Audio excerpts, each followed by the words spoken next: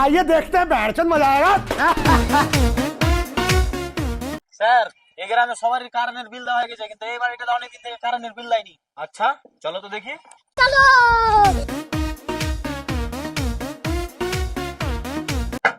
বাড়িতে কেউ আছে গো? কে আছে জি? চলে এসো ভিতর দিকে। আমরা কারেন্টের লোক চাচা।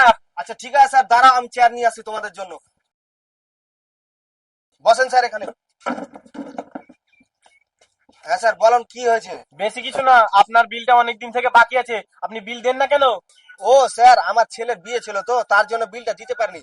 তো বলছি স্যার আমাদের কারেন্টের বিলটা কত টাকা আছে? নাম কি আপনার? ফিরোজ আক্তার। ফিরোজ আক্তার, ফিরোজ আক্তার, ফিরোজ আক্তার, ফিরোজ আক্তার, 500 টাকা ডিউ। 500 টাকা বাকি আছে আপনার।